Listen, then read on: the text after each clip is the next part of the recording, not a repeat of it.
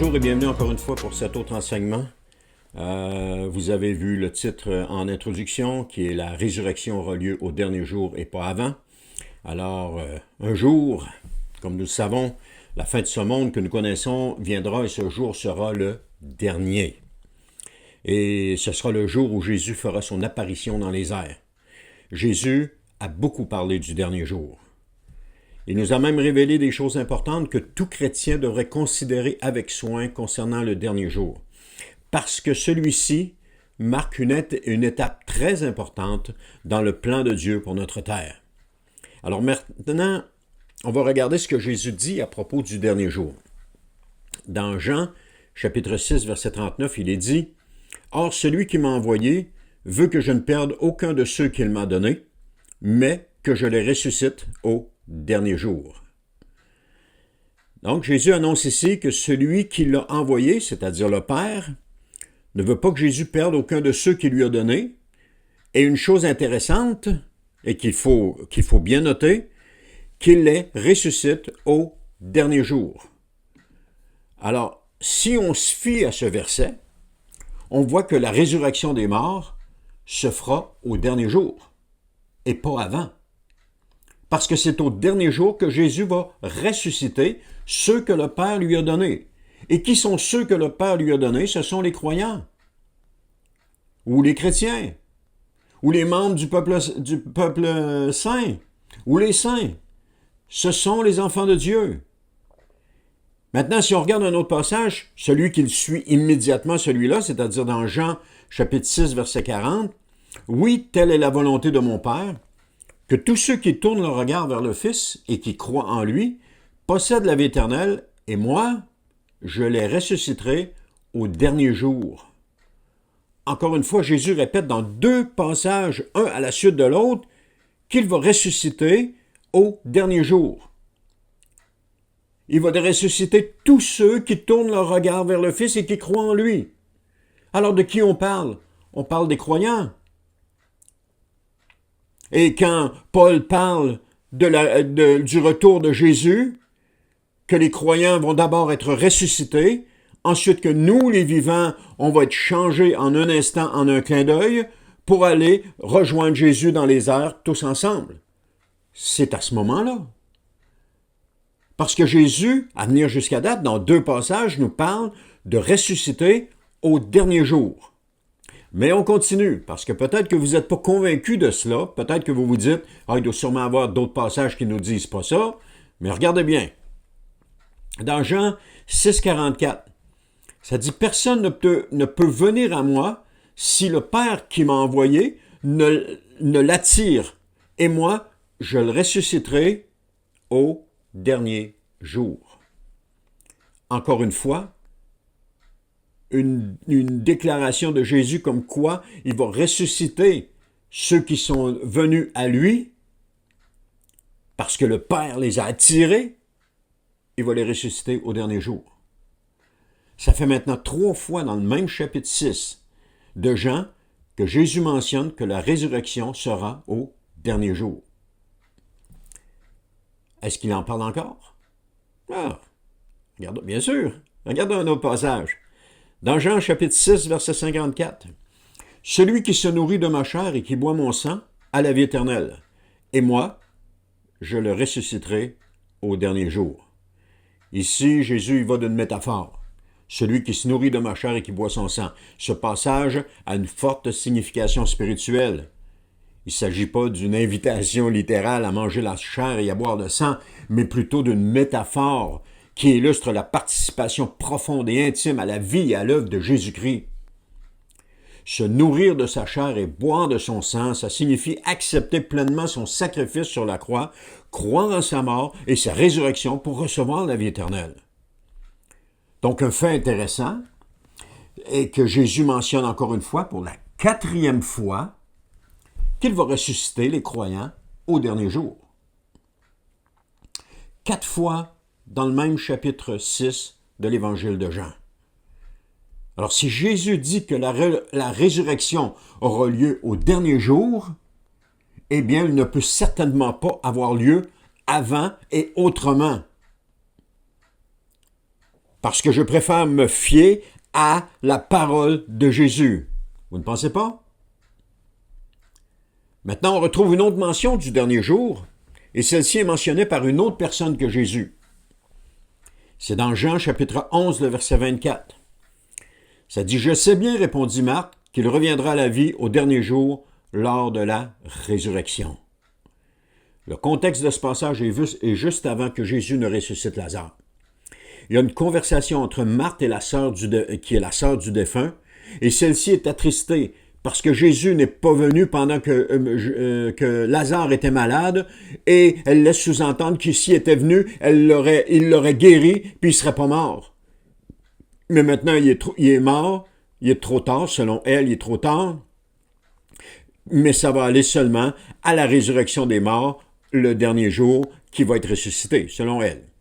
Mais Jésus va lui dire dans Jean 11, 23, « Ton frère ressuscitera. » Et Marthe va lui répondre une chose qu'elle croit foncièrement. « Je le sais qu'il reviendra à la vie au dernier jour, lors de la résurrection. » On voit ça dans Jean 11, 24.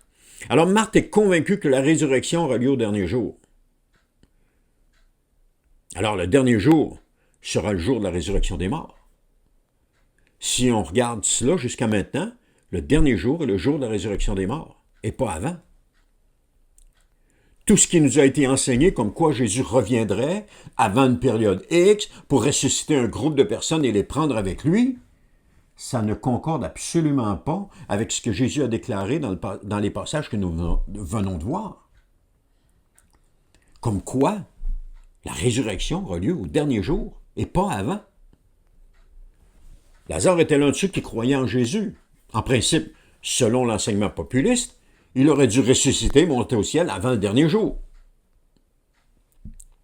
Pourtant, ce n'est pas le cas, parce que le dernier jour sera le jour de la résurrection des morts.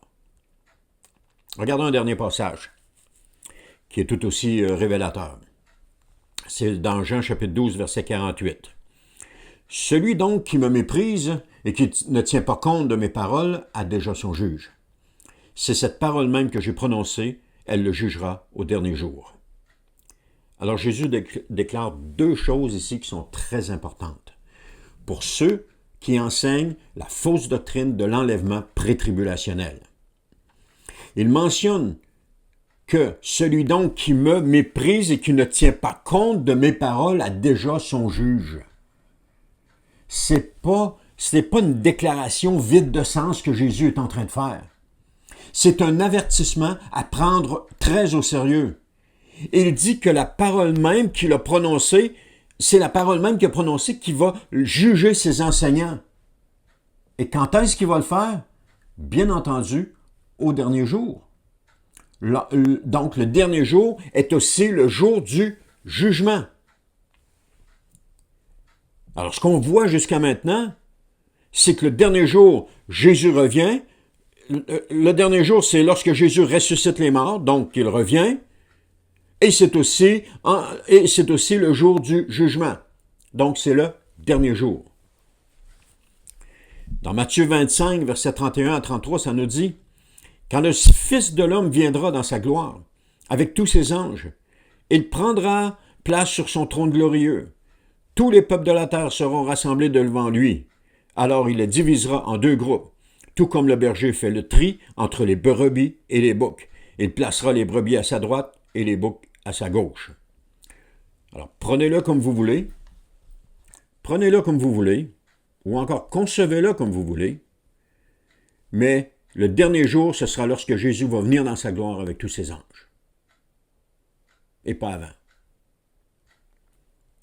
Et qu'il va prendre place à ce moment-là. Il va prendre place sur son trône glorieux. Et ce sera un jour de jugement pour tous les peuples, y compris le peuple de Dieu. Imaginez la scène. Il revient, ressuscite les morts.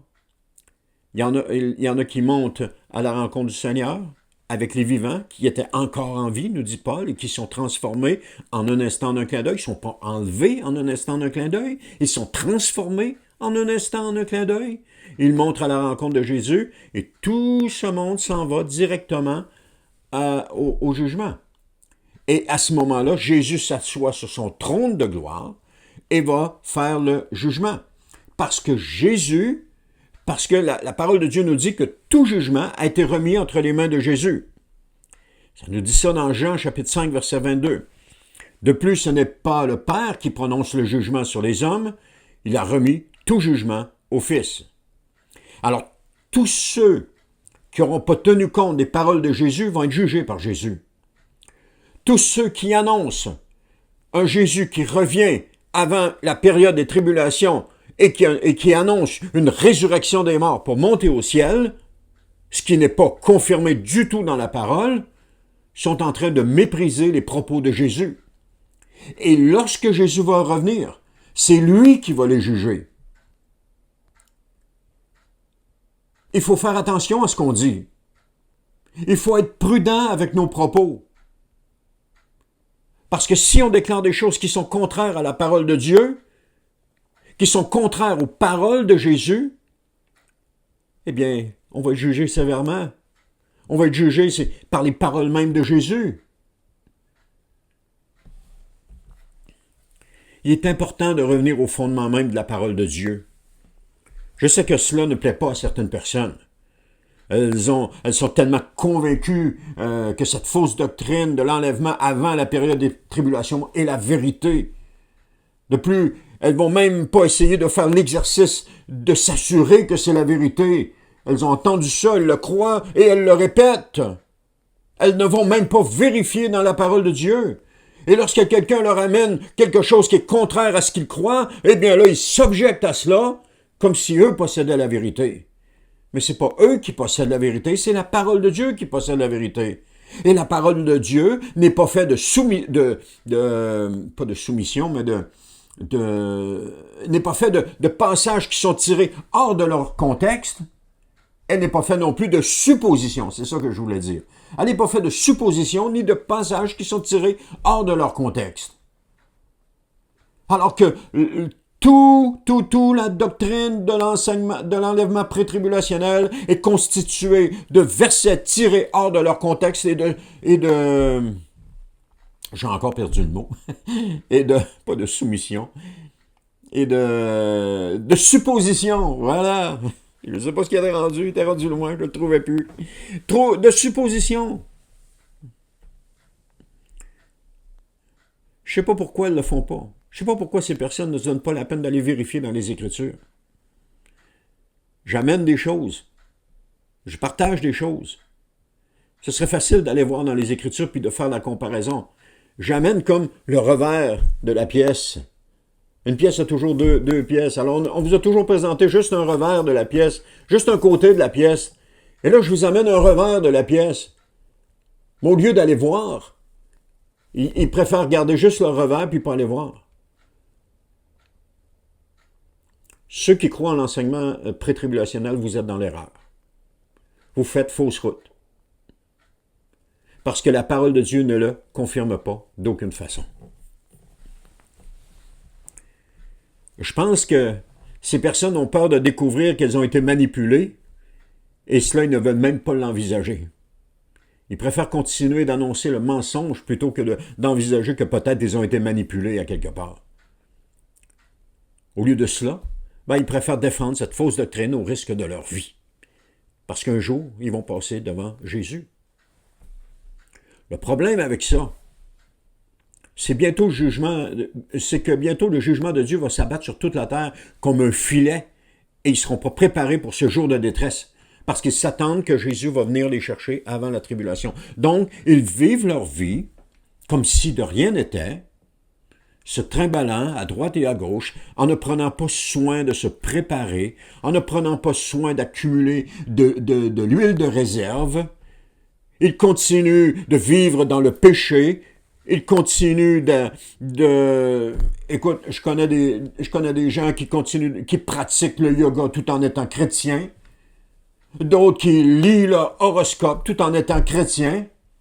D'autres qui se procurent des billets de loto tout en étant chrétiens. Ah, tu vas dire, ouais, des billets de loto, tu vas pas loin? Non, je vais pas loin.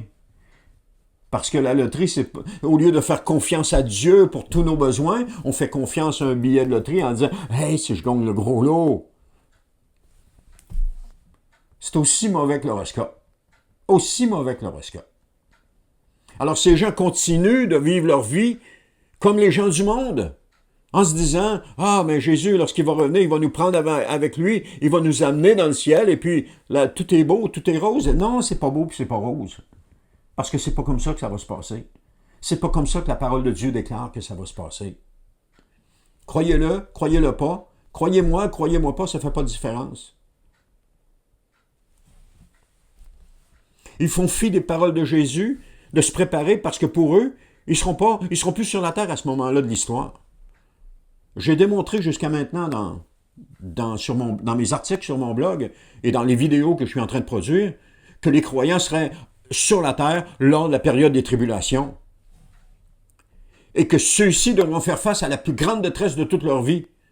J'ai amené des preuves bibliques et malgré cela, il y en a qui ne me croient pas. C'est pas croyable, mais c'est comme ça. Alors comment passeront-ils au travers s'ils continuent de nier la parole de Dieu au profit de cette fausse doctrine? Le cri de mon cœur, le cri de l'Esprit de Dieu, le cri de Jésus, c'est « Revenez à la parole de Dieu ». Cessez de croire ces faux prophètes qui vous annoncent un enlèvement avant la période des tribulations, parce que oui, ce sont des faux prophètes. Ce qu'ils annoncent n'est pas vrai. Ce qu'ils annoncent, c'est faux. Parce que c'est le temps de faire des provisions d'huile pour ne pas en manquer. Parce que la période des tribulations va être une période extrêmement difficile pour les croyants. Et si vous ne faites pas de provisions d'huile maintenant, lorsque l'époux va venir le dernier jour, vous n'aurez pas d'huile jusque-là. Vous allez avoir manqué d'huile bien avant. Et cette période-là va avoir été une période de détresse pour vous. « Ah non, je suis chrétien, il n'y a pas de danger. » Oui, tu es chrétien, mais il y a aussi un danger. Parce que si tu n'es pas prêt, tu n'es pas prêt. Quand ça va s'abattre sur le monde. « Ah oui, mais moi je suis chrétien, il n'y a pas de danger. » Non, il y a aussi de danger. Alors revenez, je vous en prie. Réalisez que vous faites fausse route. Réalisez que vous êtes en train de vous perdre. Réalisez que vous ne passerez pas à travers la période des tribulations lorsque elle va s'abattre sur toute l'humanité comme un filet. Vous ne passerez pas au travers. Parce que votre espérance n'est pas mise en Dieu. Votre espérance est mise dans un enlèvement qui n'aura pas lieu. C'est important. Je vous en prie. Je vous en prie. Cessez de croire ces faux prophètes et revenez. Revenez à la parole de Dieu. Revenez à l'enseignement de la parole de Dieu. Merci d'avoir écouté jusqu'ici. Et j'espère qu'on va se revoir dans une prochaine vidéo. Alors je vous dis à la prochaine.